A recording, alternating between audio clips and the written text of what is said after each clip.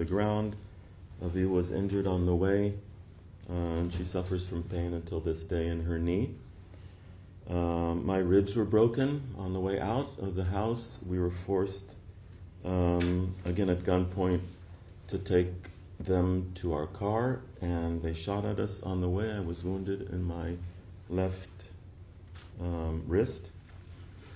They pushed me from behind. I fell to the ground, and then we were forced into the car and driven with 3 terrorists. One was sitting in the back with a long knife, holding it right in front of even my face, and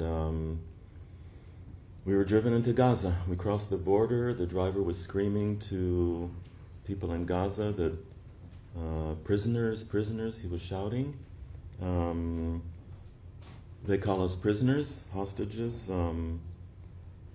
And we were transferred, we were blindfolded, and we were transferred to 2 cars in Gaza, and then we were forced out of the car into a home, down into a tunnel.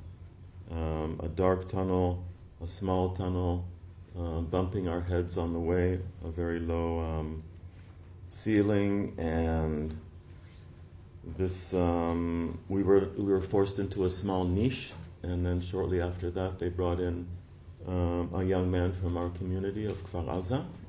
He was full of blood from his head, and all of his clothes were covered in blood. We knew this young man since he was born. He's still in captivity.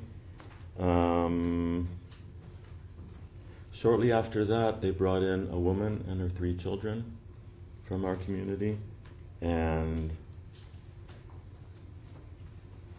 she told us that they had murdered her husband and her daughter in their house before they were kidnapped. We spent 3 days together in a tunnel, the 7 of us, in very cramped, a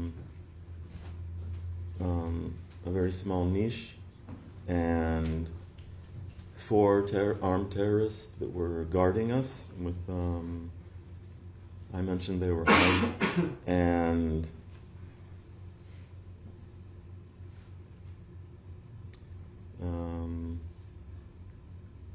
obviously we were all in a state of shock and trying to comfort each other, especially the young children, and whose father and sister had been murdered in their home.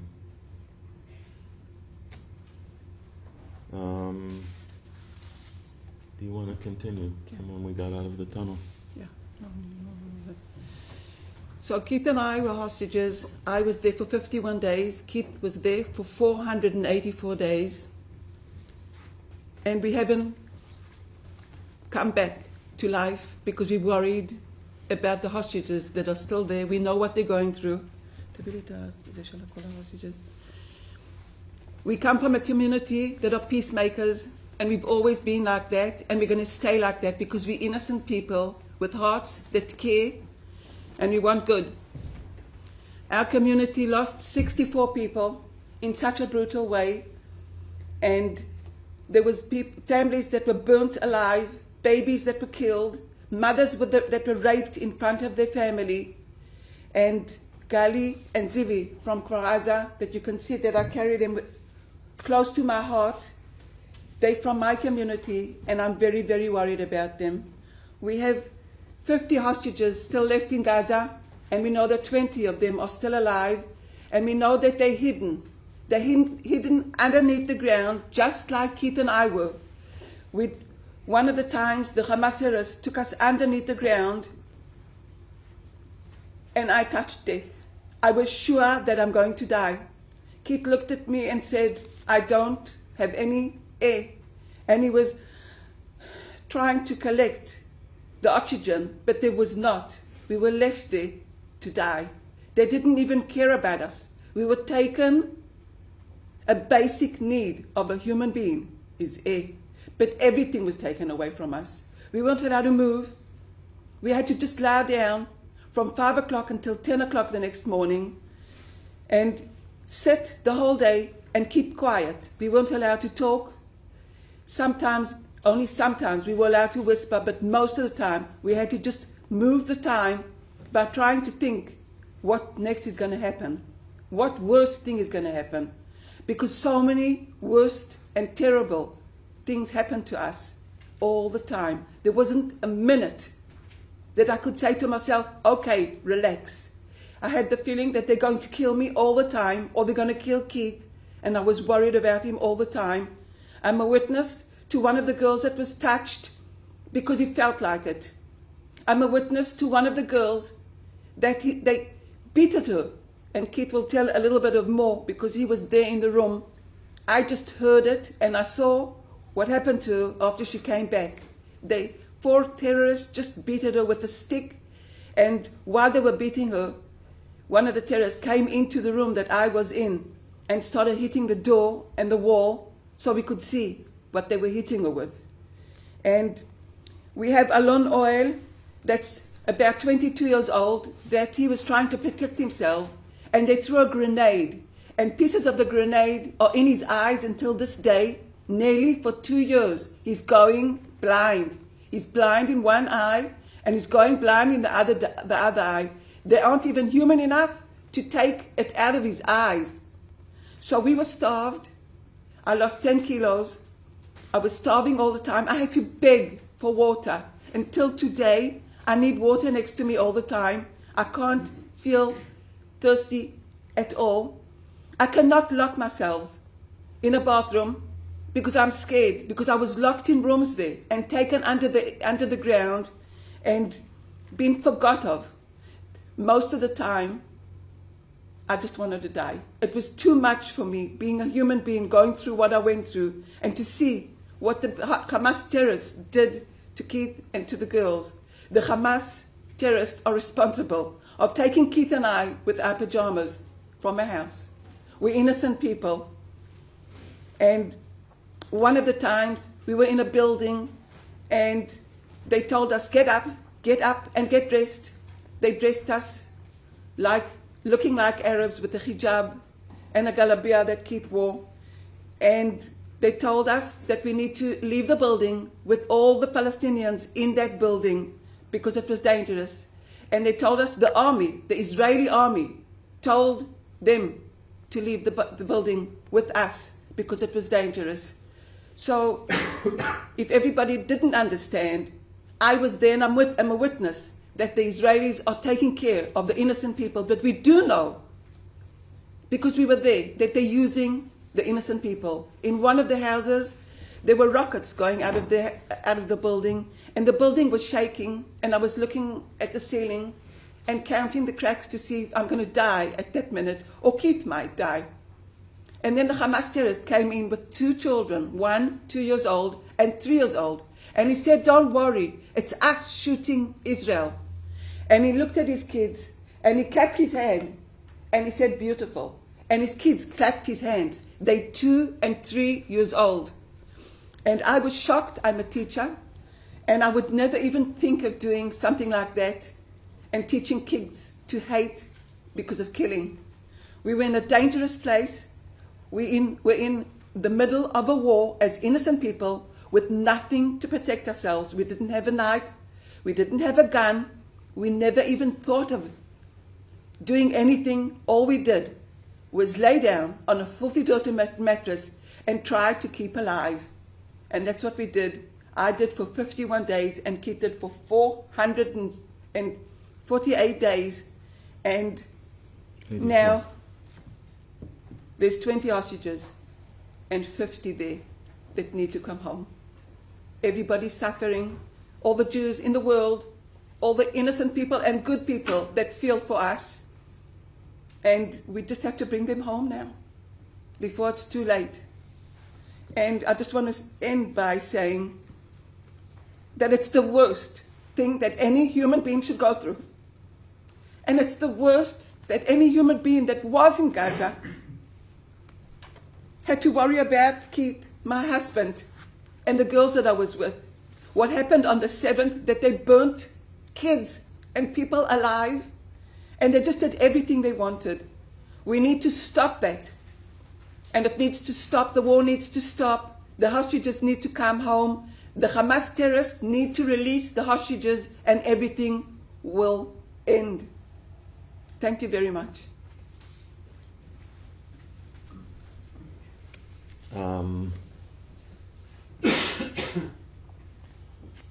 I spent time in captivity with four hostages that remain in Gaza, and today marks 650 days that the hostages are in captivity.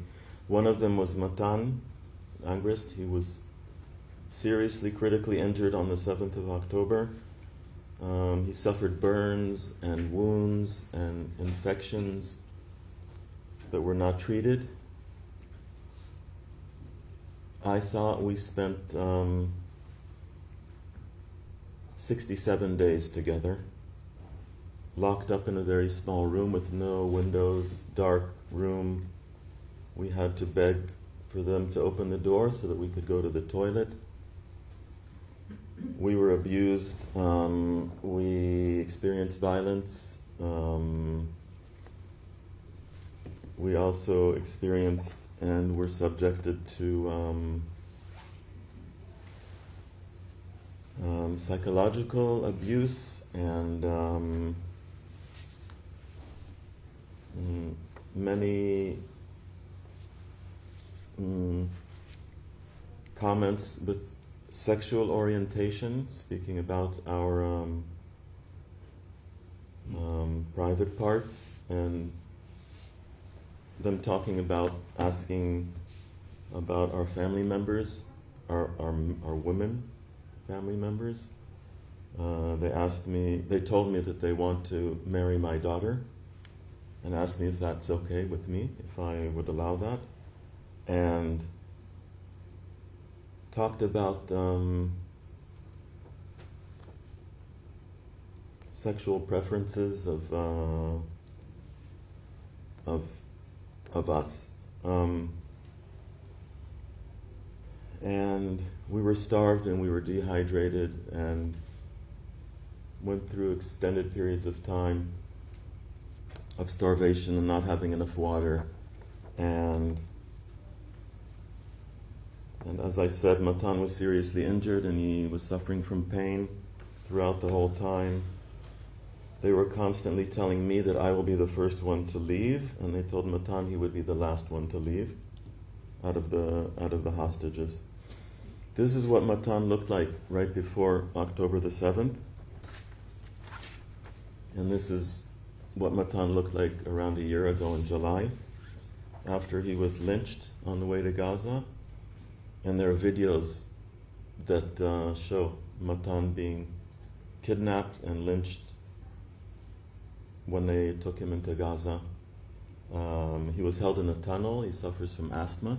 He had severe respiratory distress. He was hardly able to breathe. I met Matan after he had spent 3 weeks in a tunnel, and he was in a very desperate situation. I mentioned, I want to focus on the 50 hostages that remain in Gaza and the urgency to bring them home. And I share my experiences and the experiences of other hostages that I witnessed in order to express the urgency. I also spent time with Gali and Ziv Berman from our community, Kfar Aza, that we have known since they were born. They were both injured, suffered injuries, and even though they were twins and they were kidnapped from their homes right next to each other in our community, they were separated. And they have lived their whole life together. They love each other very much, have a very, very close relationship, work together up until the 7th of October. This is where they lived. I want everybody to look at this picture. They don't even have a knife to cut salad in their room. They don't have a gun to protect themselves. The Hamas terrorists, just had you heard that about Emily Damari, she lived very close to them, and what they did, they just burnt everything in such a brutal way. There's a girl named Ophir. She called her father to say that she's been shot His father couldn't get there on time. She died slowly. She was lying in her blood. She was 21 years old. What happened to the people on the kibbutz was beyond, and just like Keith said before, it wasn't a war. We didn't do anything. We didn't have a gun to shoot back. We didn't have anything. The only thing that we did is to try and keep ourselves alive. And can you imagine being a father of a child that's 20 years old and that you know that she's lying in her blood and trying to keep herself alive, but she died? And that happened to so many of the Kama Alpine? over 1,200. Over 1,200 youngsters. There were youngsters in the Nova that ran and tried to go, and they didn't manage, but they died slowly. So I just want to say that Keith and I nearly died slowly too, and there's still hostages that nobody can see because they're hidden. What we see in the news, and you see in the news many times, is what you can see. But what you can't see is the 20 hostages that are still alive and begging to get out of there, begging for air. It's a basic thing that every human being needs. It's terrible. It's just terrible. I just want to correct, because accuracy is very important to me, and I misunderstood Aviva's question. Over 1,200 people were killed and murdered on October the 7th. And I think you were talking about the Nova Festival, and I think there only over 300 were murdered, I think. But I just want to stress the fact that this war that we're in now was started when Hamas launched the terrorist attack unprovoked on innocent people like Aviva and I. Babies that were killed, murdered, and kidnapped into Gaza, and were murdered in Gaza. Elderly people, women. I assume you all saw footage of hostage release of women in their 80s that were kidnapped into Gaza. Sick people. And I mean, I could go on and on about the atrocities that Hamas committed on the 7th of October and until this day. I was held for 484 days, out of which 6 months I was alone. I was locked up in a room by myself. I was disconnected totally from any media, or I had no idea what was going on a lot of the time. And terrorists kicked me and spat on me and cursed me for no reason, nothing that I had said, nothing. I was instructed to lie down on the floor on my back, and that's what I did. And I was only just trying to create a connection with the terrorists that held me captive, a positive relationship with them, being nice to them, smiling to them, saying good morning to them every morning and good night to them every night, thanking them for food, for water when they brought it to me, thanking them for unlocking the door to let me go to the toilet, which I had to ask for. I did my best to create a calm atmosphere and environment and to show empathy to them, even though I knew these were terrorists that belonged to a terrorist organization that carried out this horrendous attack on innocent people. I spent time with separately 4 hostages that are still held in captivity. I mentioned them. One of them is a father of 2 daughters, aged 4 and 2 today.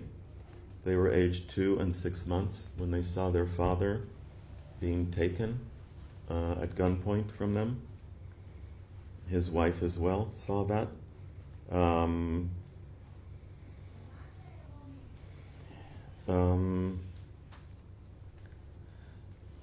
I also want to stress the fact, I also want to mention that they were constantly trying to convert me to Islam.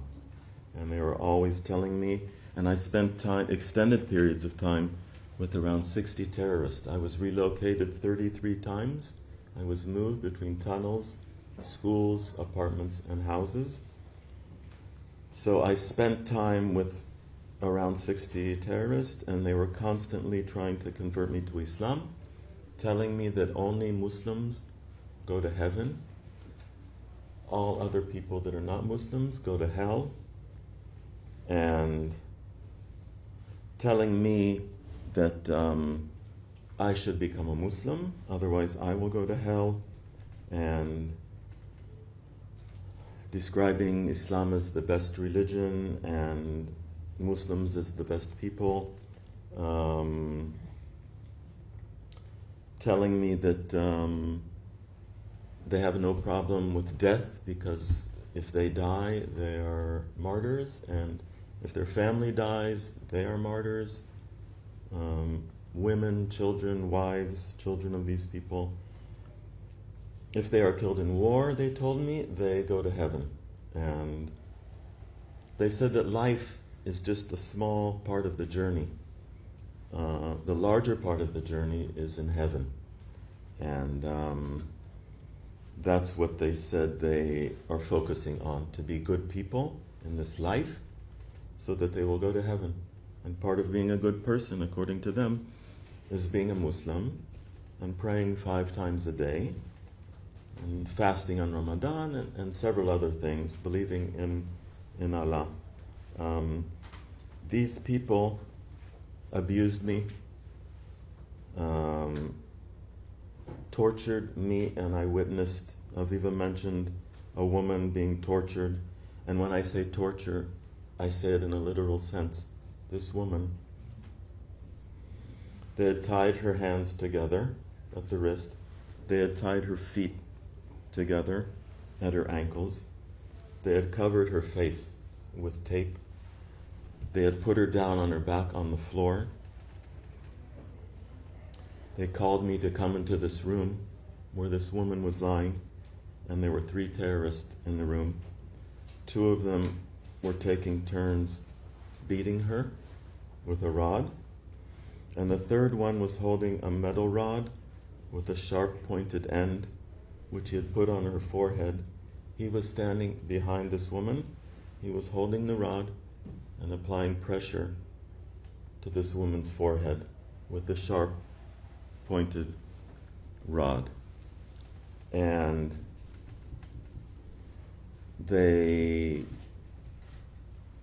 I witnessed this, and it haunts me to this day. They were accusing this woman of something that had nothing to do with reality, and I know that, and they told me that I must tell her to confess, otherwise they would continue beating her, and what I described, the man holding the sharp metal rod. And then I saw the same woman being threatened with death when the terrorist held a pistol to her head and said she must tell the truth, otherwise he is going to kill her.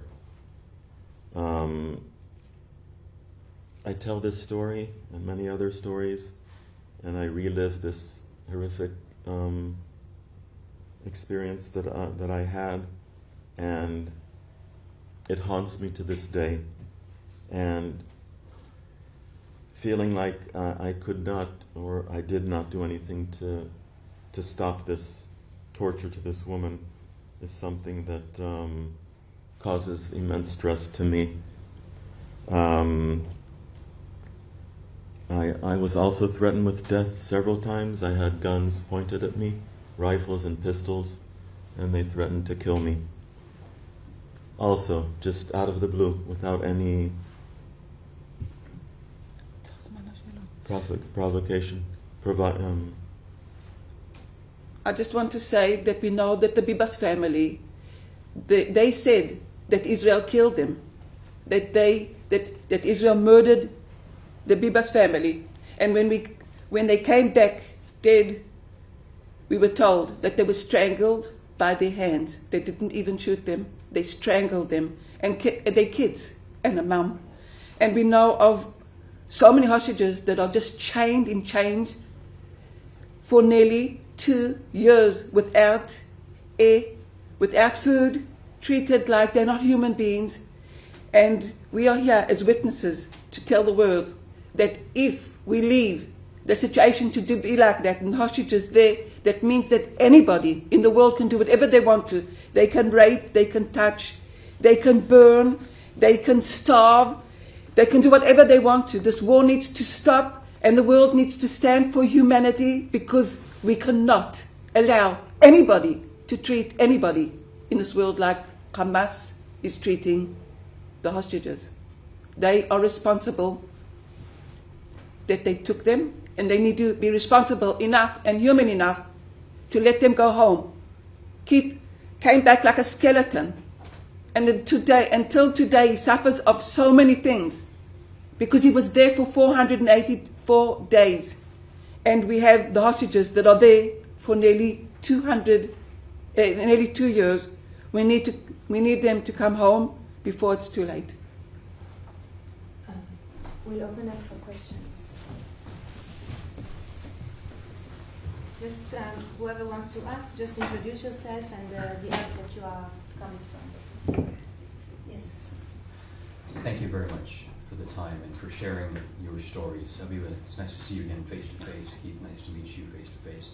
Raimi Inocencio, CBS News foreign correspondent based here.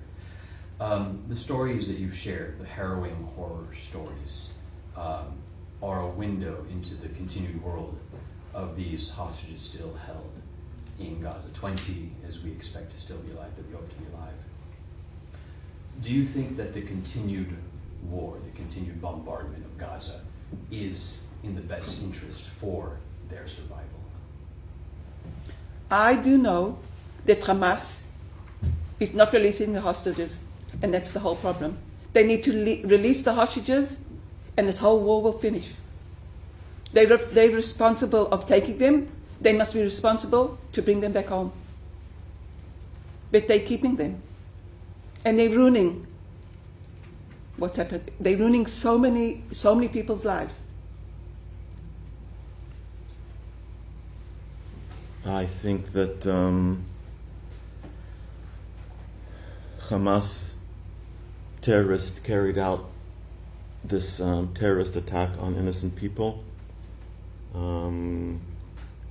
And I think that it's up to them to agree to release